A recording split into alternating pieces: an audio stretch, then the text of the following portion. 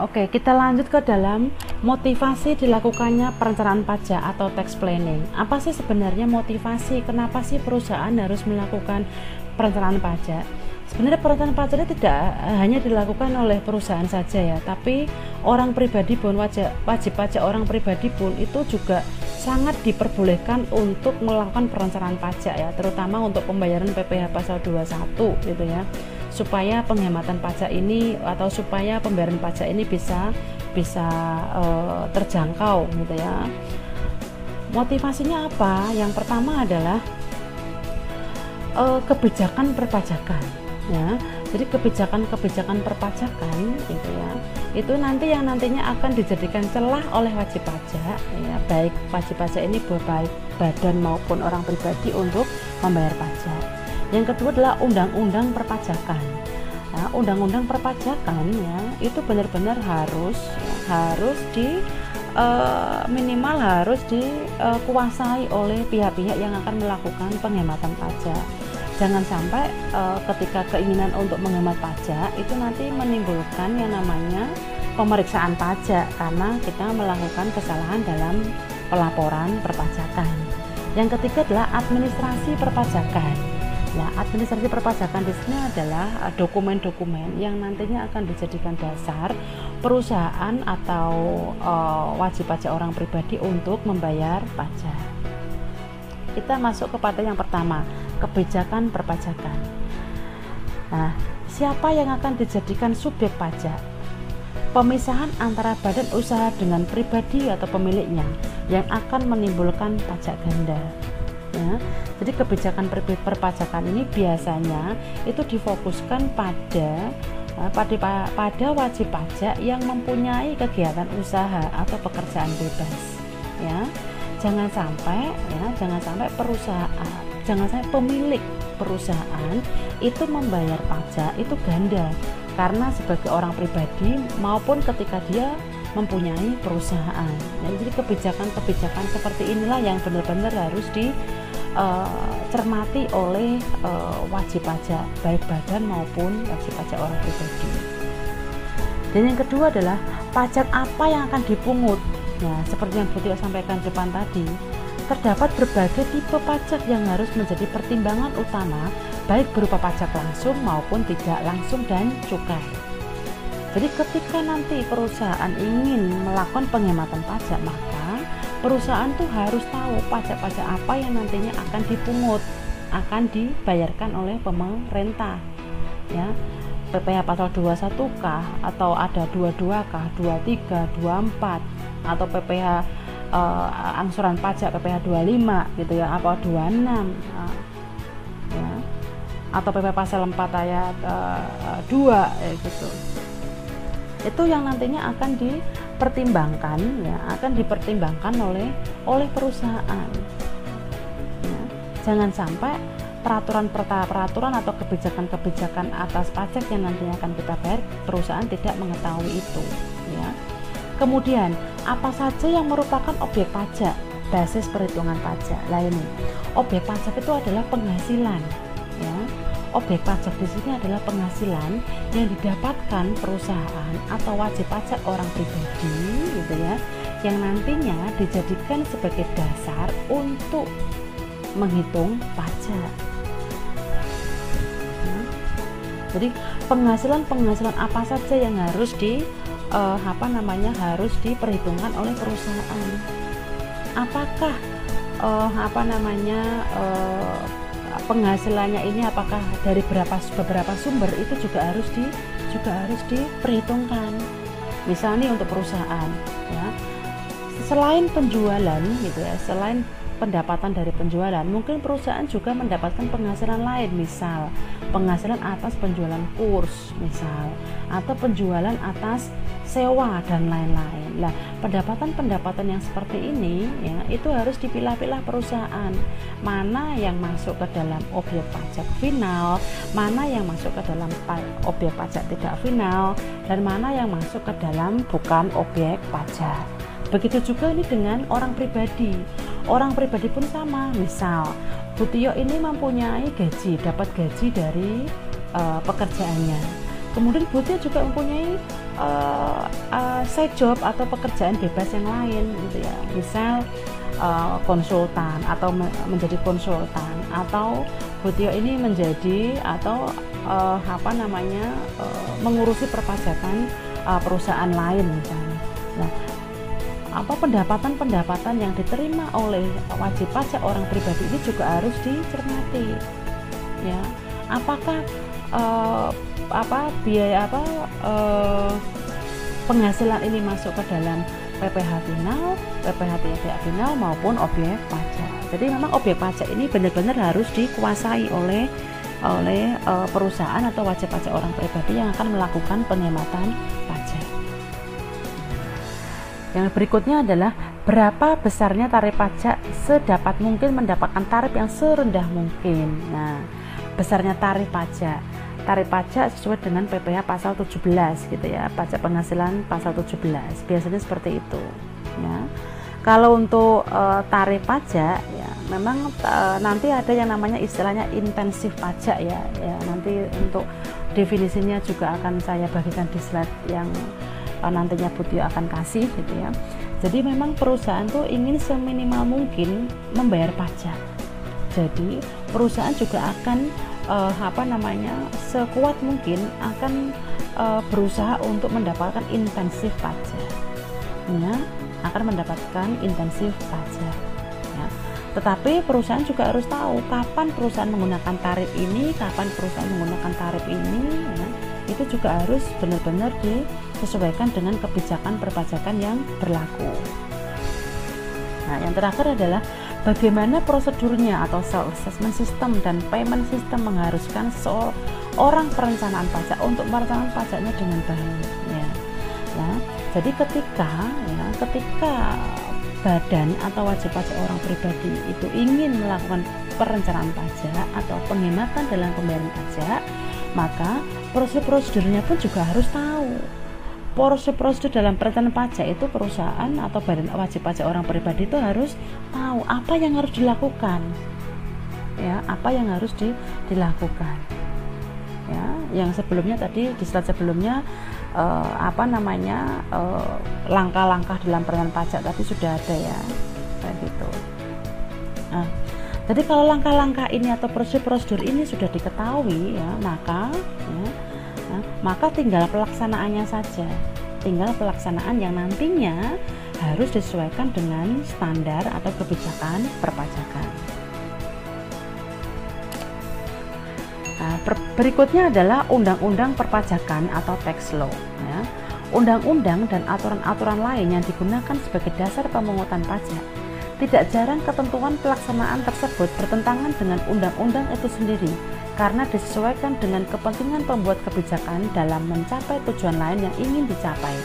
Akibatnya terbuka celah atau loopholes bagi wajib pajak untuk menganalisis kesempatan tersebut dengan cermat untuk perencanaan pajak yang baik ya. Jadi terkadang antara undang-undang dan aturan ya, itu terjadi hal-hal yang bertentangan gitu ya, hal-hal yang bertentangan. Kenapa hal ini bertentangan? Memang karena ada tingkat kepentingan yang berbeda-beda ya, tingkat kepentingan yang berbeda. Yang salah satunya adalah dari wajib pajak, yang satunya adalah dari fiskus pajak ya.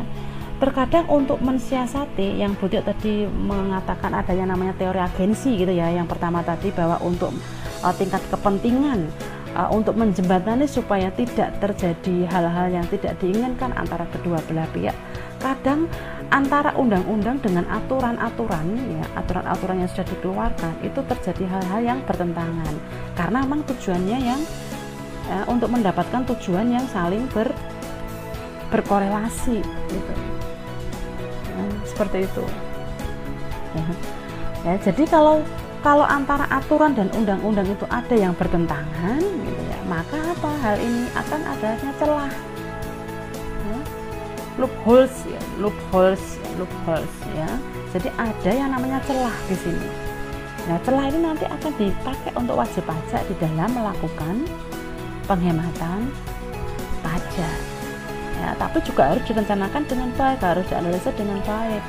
Jangan sampai ketika ada celah seperti ini malah dimanfaatkan oleh wajib pajak untuk melakukan kegiatan yang ilegal. Hal ini yang tidak diperbolehkan. Yang terakhir adalah administrasi perpajakan. Tadi adalah tax administration. Apa itu? Perbedaan tarif pajak, ya. Perbedaan perlakuan atas objek pajak sebagai dasar pengenaan pajak atau tax base. Loopholes atau celah yang bisa dimanfaatkan untuk penghindaran pajak, shelter atau perlindungan pajak, dan tax haven, tempat di mana kewajiban perpajakan dikenakan tarif yang rendah atau bahkan nihil. Ya. Jadi administrasi perpajakan ini juga harus dipenuhi oleh perusahaan atau badan atau wajib pajak orang pribadi yang akan melakukan penghematan atau perencanaan pajak. Ya. Jadi celah, kemudian ada perlindungan, kemudian ada zona di mana ada insentif pajak, ada perbedaan tarif dan lain-lain, ya. Itu salah satu ke dalam administrasi pajak didukung dengan dokumen-dokumen yang ada, gitu kan. Maka hal ini bisa dilakukan perusahaan untuk melakukan perencanaan pajak. Tahapan membuat tax planning. Nah, ini yang pertama adalah menganalisis informasi yang ada. Yang kedua, membuat satu model atau lebih rencana kemungkinan besarnya pajak. Yang ketiga, mengevaluasi pelaksanaan rencana pajak. Yang keempat, mencari kelemahan dan kemudian memperbaiki kembali rencana pajak. Yang kelima, memutakhirkan rencana pajak, updating the tax plan-nya, yaitu menurut Beritspeech dalam Early Swadi tahun 2003. Ya, jadi ada 5 tahapan membuat perencanaan pajak atau membuat penghematan pajak. Ada 5 hal ini. Kita kupas satu persatu. Yang pertama adalah menganalisis informasi yang ada, ya, menganalisis komponen yang berbeda atas pajak yang terlibat dalam suatu proyek dan menghitung seakurat mungkin beban pajak yang harus ditanggung. Nah, menganalisis informasi yang ada, menganalisis komponen-komponen yang berbeda atas pajak yang terlibat dalam suatu proyek dan menghitung seakurat mungkin beban pajak yang harus ditanggung. Nah, biasanya pajak-pajak yang dihitung kembali, ya, biasanya pajak-pajak yang dihitung kembali, ya, itu adalah pajak yang tidak final. Biasanya pengenaan atas penghasilan pajak yang tidak final. Kalau yang final, ya itu jelas, ya, karena kalau final ya berarti terjadinya hanya sekali pada saat transaksi itu, gitu ya. Apalagi bukan objek pajak, ya jelas-jelas itu bukan penghasilan kena pajak, ya. Jadi informasi yang ada keterkaitan dengan penghasilan pajak tidak final. Kenapa ini tidak final? Karena bisa diperhitungkan nanti di akhir pelaporan perpajakan, gitu ya. Ini harus benar-benar dianalisis komponen-komponen apa, ya, pajak mana yang harus dimasukkan, pajak mana yang tidak dimasukkan. Itu perusahaan harus mengetahui itu, atau wajib pajak orang pribadi itu harus tahu informasi-informasi ini. Nah, apa aja yang dilakukan? Yang pertama adalah fakta yang relevan, yaitu penguasaan situasi yang dihadapi perusahaan baik dari sisi internal maupun eksternal, dan selalu dimutakhirkan dengan perubahan-perubahan yang terjadi agar perencanaan pajak dapat dilakukan secara tepat dan menyeluruh terhadap situasi maupun transaksi-transaksi yang mempunyai dampak dalam perpajakan, ya. Benar-benar ini harus ada fakta yang relevan. Yang kedua, faktor pajak yang dilihat dari tipe pajak yang ada. Harus diketahui oleh manajer mengenai kewajiban perpajakan baik pajak lokal maupun pajak luar negeri, ya, jika ada. Kemudian masalah penafsiran atas suatu, ya, ada suatu undang-undang atau perjanjian. Masalah dalam pengenaan pajak berganda dalam perencanaan pajak internasional. Nah, ini sering terjadi, ya. Jadi pengenaan pajak dalam negeri maupun luar negeri ini adalah yang sering terjadi, pembayaran pajak ganda. Ya, nanti berikutnya akan kita kupas di video-video berikutnya atau pertemuan-pertemuan berikutnya. Kemudian ada faktor penghubung. Apa itu faktor penghubung? Adalah tergantung keberadaan penghubung antara jurisdiksi perpajakan pada satu sisi wajib pajak atau peristiwa kena pajak di lain pihak. Ya, jadi memang ada yang namanya faktor penghubung.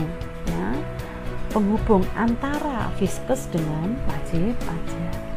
Ya, atas peristiwa-peristiwa, ya, peristiwa-peristiwa yang dikenakan pajak. Ya.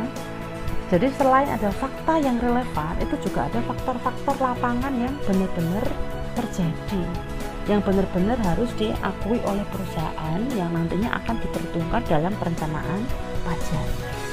Kemudian faktor non pajak. Apa itu faktor non pajak? Masalah badan hukum atau legal entity, masalah mata uang dan nilai tukar, masalah pengawasan devisa, masalah program insentif investasi, masalah faktor non pajak lainnya. Nah, jadi faktor-faktor selain pajak yang ada keterkaitan dengan perencanaan pajak itu juga harus diketahui informasi-informasi yang seperti ini. Karena apa? Karena ada keterkaitan dengan badan hukum. Ya, misalnya tadi kayak penggunaan mata uang asing, ya, pengawasan devisa, ya, itu semuanya informasi ini berkutat dengan hukum semua ini. Ada standar, ada aturan di masing-masing pihak yang berkaitan. Kalau masalah uang dan nilai tukar itu keterkaitan ke kementerian apa misalnya atau ke departemen apa. Kemudian pengawasan devisa itu juga ada yang mengawasi juga. Ya, program insentif investasi pun itu juga harus diawasi, harus diketahui hal-hal seperti ini. Jangan sampai ketika faktor-faktor pajaknya itu sudah sudah mampu dikuasai dengan baik, tapi faktor-faktor pajak itu diabaikan oleh perusahaan. Halnya itu juga akan berdampak terhadap kebijakan-kebijakan lain, terhadap hal-hal yang nantinya akan diperuntukkan kepada wajib pajak. Jangan sampai Fiskus pajak ini mengetahui seperti ini, loh, semua kewajiban perpajakan sudah diketahui, baik undang-undang, administrasi perpajakan, semuanya sudah diketahui. Tetapi hal-hal yang dilakukan perusahaan non pajak ini diabaikan, kayak tadi pengenaan pos, pengawasan devisa misalnya, atau masalah badan hukum tentang kelegalan dari akte-akte dan lain-lain, itu juga harus dicermati. Karena apa? Karena semua ini dijadikan dasar dokumen pelengkap, dokumen pendukung yang digunakan perpajakan untuk yang nantinya kalau ada pemeriksaan pajak. Ya, jadi informasi-informasi yang penting ini harus diketahui oleh badan atau wajib orang pribadi yang akan melakukan perencanaan pajak. Berikutnya adalah membuat satu model atau lebih rencana kemungkinan besarnya pajak. Ya. Apa aja? Yang pertama, pemilihan bentuk transaksi operasi atau hubungan internasional. Apabila tidak ada rencana pembatasan minimum pajak yang diterapkan, dan apabila ada rencana pembatasan minimum pajak yang diterapkan berhasil ataupun gagal. Jadi nanti ada beberapa transaksi atau hubungan-hubungan internasional jika ada keterkaitan dengan hubungan dengan pihak luar negeri yang menimbulkan pajak luar negeri misal di sini ya. Jadi hal-hal ini harus direncanakan benar-benar oleh perusahaan ya. Apakah nanti perusahaan itu akan melakukan perencanaan ataukah tidak? Gagal misalpun nanti dilaksanakan itu gagal ataukah tidak perencanaan pajaknya itu. Kalau gagal ya berarti nanti akan berdampak terhadap biaya pajak yang nantinya akan dibayarkan oleh perusahaan atau wajib pajak orang pribadi. Pengennya itu sedikit, tapi karena keteledoran ya, karena perusahaan itu tidak mampu memilih-milih bentuk transaksi operasi ya malah menjadi besar ya. Yang kedua, pemilihan negara asing sebagai tempat melakukan investasi atau menjadi residen dari negara tersebut. Tarif yang dikenakan atas laba perusahaan di negara investasi. Apakah dividen yang dibagikan terutang withholding tax? Jika ya berapa tarifnya ya? Apakah ada pajak atau pengurangan pajak lainnya di negara domisili dari pemegang saham sehubungan dengan pajak yang dibayar di negara investasi. Nah, jadi ketika perusahaan itu ingin merencanakan investasi supaya dananya itu bisa berkembang gitu ya, yang nantinya juga ada keterkaitan dengan kegiatan operasi atau hubungan internasional, maka pemilihan negara sebagai tempat atau wadah untuk melakukan investasi ini juga harus berhati-hati, ya, juga harus berhati-hati. Berikutnya, penggunaan satu atau lebih negara tambahan. Penghematan pajak selain dilakukan dengan hati-hati dari bentuk transaksi, operasi maupun hubungan internasional, tetapi juga oleh penggunaan satu atau lebih negara sebagai tambahan dari negara yang bersangkutan yang sudah ada dalam database. Ya. Jadi kalau perusahaan itu sudah menentukan negara-negara mana yang nantinya akan dilakukan investasi gitu ya, yang nantinya akan dilakukannya kerjasama ya, itu nanti juga harus berhati-hati ya, juga harus berhati-hati. Dicarilah informasi-informasi apakah negara ini sudah masuk ke dalam database negara. Ya, biasanya kalau masuk ke dalam database negara, biasanya negara itu akan memberikan kebijakan-kebijakan yang lebih konkret. Ya, tarifnya tuh berapa, apakah pajaknya tuh 0% atau tidak, itu biasanya kalau negara itu sudah ada MOU dengan negara kita gitu ya, itu nanti biasanya ya, itu nanti kebijakan-kebijakan ya, terkait penghematan pajak pun juga bisa dilakukan biasanya ya, seperti itu.